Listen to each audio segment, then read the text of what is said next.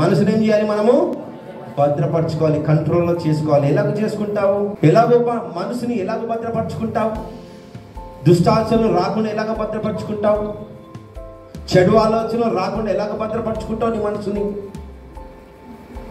ఎలాగూ చూడండి, ఫిలిప్పీయులకు రాసిన పత్రిక 4వ అధ్యాయం 7వ వచనం. అప్పుడు సమస్త జ్ఞానమునకు మించిన దేవుని సమాధానము యేసుక్రీస్తు వలన మీ హృదయములకును మీ తలంపులకును కావలి ఉండాలి.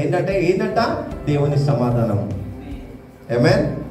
ఏదంటే హృదయంకి కాపుదల ఉంటుందంట, తలంపులకు కాపుదల ఉంటుందంట. అంటే దీనికి కాపుదల లేకపోతే ఏం చేసి ఇష్టం ఇక్కడ ఏం దోస్తే అది పని చేసుకుంటూ పోతూ ఉంటాం. మనం ఇష్టానుసారంగా జీవిస్తాం. ఇదే రైట్ అనుకుంటాం. మనసుకి ఏదైతే తలంపు తట్టుతుందో అదే రైట్ అనుకుని మనం జీవిస్తాం. కానీ దేవునిపై ఆధారపడడం నేర్పినారా? ఇది దేవుని నుంచి కలిగిందని మనం ఆలోచించాం.